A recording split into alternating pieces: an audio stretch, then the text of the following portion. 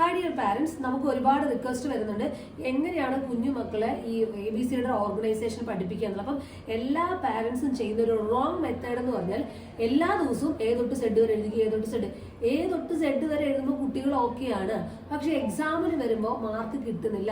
എന്തുകൊണ്ട് കിട്ടുന്നില്ല എന്ന് പറഞ്ഞാൽ A തൊട്ട് Z വരെ മാത്രം എന്ത് എഴുതിച്ചിട്ട് കാര്യമില്ല, മിസ്സിംഗ് ലെറ്റേഴ്സ് എഴുതിക്കാനായിട്ട് പഠിക്കണം, അതിന്റെ ഓർഗനൈസേഷൻ പഠിപ്പിക്കണം. അപ്പൊ അത് പഠിപ്പിക്കണമെന്നുണ്ടെങ്കിൽ കുറച്ച് ഡിഫറെന്റ് ആയിട്ടുള്ള മെത്തേഡ് നമ്മൾ നോക്കണം. അപ്പോൾ നമുക്ക് ആദ്യം ഇവരെ കൊണ്ട് മിസ്സിംഗ് ലെറ്റേഴ്സ് കണ്ടുപിടിപ്പിക്കാനായിട്ട് പഠിപ്പിക്കും. അതായത് നമ്മൾ A തൊട്ട് Z വരെ നമ്മൾ ഇട്ടിട്ട് ഇതിന്റെ ഇടയിലുള്ള ലെറ്റേഴ്സ് നമ്മൾ എന്ത് ചെയ്യണം, ബ്ലാങ്ക് വിടുന്നത്. ഞാൻ പറഞ്ഞ ഫസ്റ്റ് പാറ്റേൺ ആണ് പറയുന്നത് കേട്ടോ. അതായത് A എഴുതുന്നു, B ലിവ് ചെയ്യുന്നു, C എഴുതുന്നു, D ലിവ് ചെയ്യുന്നു. ഇങ്ങനെ ചെയ്തിട്ട് നമ്മൾ അപ്പൊ അവർക്ക് അവരുടെ ബ്രെയിൻ അവിടെ വർക്ക് ചെയ്യും അല്ലെ, അവരുടെ ബ്രെയിനാണ് അവിടെ വർക്ക് ആവുന്നത്. അവർ ചിന്തിക്കും A കഴിഞ്ഞിട്ട് ഇവിടെ ഒരു മിസ്സിംഗ് ഉണ്ട്, അത് എന്താണ്. അപ്പൊ അതൊരു ബ്രെയിൻ എക്സസൈസ് ആണ്. അങ്ങനെ എക്സസൈസ് ചെയ്ത് കഴിഞ്ഞാൽ കുട്ടികൾ, അത് കുഞ്ഞു ബ്രെയിനാണ് അല്ലെ. നമ്മൾ പറയാറുണ്ട്, എന്താ പറയാ, നമ്മൾ പാടത്ത് വിത്ത് വിതയ്ക്കുമ്പോൾ നല്ല വിത്ത് പാകുകയാണെന്നുണ്ടെങ്കിൽ നമുക്ക് നല്ല ഫലഭൂരിഷ്ടമായിട്ടുള്ള നെല്ല് നമുക്ക് കിട്ടും. അപ്പൊ അത് പാകുക എന്നുള്ളത് പാരന്റ്സിന്റെയും കൂടെ റെസ്പോൺസിബിലിറ്റിയാണ്. അപ്പൊ ഇത്തരത്തിലുള്ള ബ്രെയിൻ എക്സസൈസ് കൊടുത്ത് അവരുടെ ബ്രെയിനിനെ എപ്പോഴും ആക്റ്റീവായിട്ട് വെക്കാനായിട്ട് ശ്രമിക്കുക. എപ്പോഴും കുറെ ടോയ്സ് മാത്രം വാങ്ങിച്ചു കൊടുത്തിട്ട് കാര്യമില്ല, കുട്ടികൾക്ക് ബ്രെയിൻ ഷാർപ്പൻ ചെയ്ത രീതിയിലുള്ള എക്സസൈസ് കൂടെ കൊടുക്കണം കേട്ടോ. അത് ശ്രദ്ധിക്കുക. ഇവിടെ നമ്മൾ A ഇട്ടു, B നമ്മൾ മിസ് ചെയ്തിട്ട് C എഴുതി. അപ്പൊ നമ്മൾ കുഞ്ഞിനോട് ചോദിക്കണം, മോനെ ഇവിടെ A ഉണ്ട്, ഇവിടെ C ഉണ്ട്, നടുക്ക് വരുന്ന സാധനം എന്താണ്? ഒബിയസ്ലി അവർ കുറെ നേരം ഇരുന്ന് ആലോചിക്കുക. അതായത് ABCD Z വരെ അറിയുന്ന കൊച്ചാണെങ്കിൽ കൂടി കുറെ നേരം ഇരുന്ന് ആലോചിക്കും. കാരണം ഈ ഒരു മെത്തേഡ് അവർ പ്രാക്ടീസ് ചെയ്തിട്ടില്ല. പക്ഷെ എക്സാമിലെ ക്വസ്റ്റ്യൻ ചോദിക്കുന്നത് അങ്ങനെയാണ്.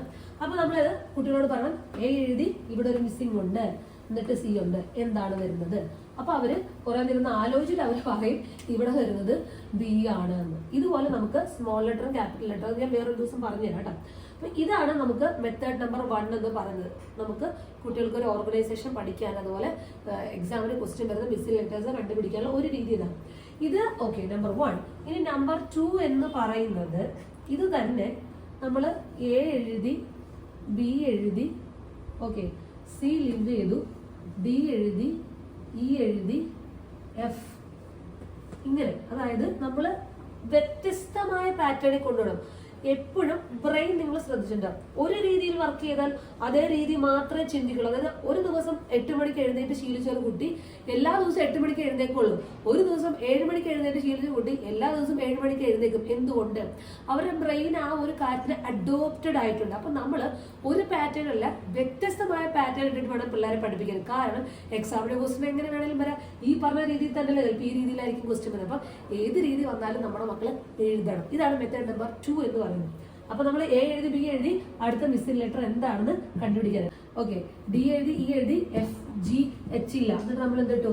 I ഇട്ടു. ഓക്കെ, അടുത്ത ഒരു 2 ലെറ്റർ വിട്ടു, അടുത്തൊരു ലെറ്റർ എഴുതി, 2 ലെറ്റർ വിട്ടു, അടുത്ത ലെറ്റർ എഴുതി, അടുത്ത 2 ലെറ്റർ എഴുതി, ഒരു 3 ബ്ലാങ്ക് വിട്ടു. അങ്ങനെ നമ്മൾ പല പാറ്റേണിലെ കുട്ടികളെ പ്രാക്ടീസ് ചെയ്യിപ്പിക്കുക. അപ്പൊ ശരിയാണ്, ഇത് നമ്മൾ എഫേർട്ട് ഇടേണ്ട കാര്യം തന്നെയാണ്. അപ്പം നമ്മുടെ ഈസി ലേണിംഗ് ബുക്കിനകത്ത് നമ്മൾ ഇതിന്റെ വ്യത്യസ്തമായ പാറ്റേൺസ് നമ്മുടെ easy learning, Jinu's easy learning ബുക്കിൽ നമ്മൾ അറേഞ്ച് ചെയ്തിട്ടുണ്ട്.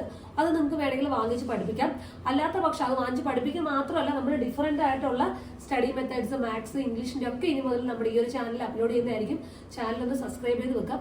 അത് മാത്രമല്ല, നിങ്ങളുടെ ഇതുപോലെ റിലേറ്റീവ്സ്, ഫ്രണ്ട്സിനൊക്കെ ഈ ഒരു ചാനൽ നിങ്ങൾക്ക് ഷെയർ ചെയ്യാം. വരും ദിവസങ്ങളിൽ എൻ്റെ ടൈം അനുസരിച്ച് ഓരോ കാര്യങ്ങളും നമ്മൾ സിലബസ് വൈസ് ആയിട്ട് പോകാനായിട്ട് ട്രൈ ചെയ്യുന്നതായിരിക്കും. അപ്പോൾ താങ്ക് യു.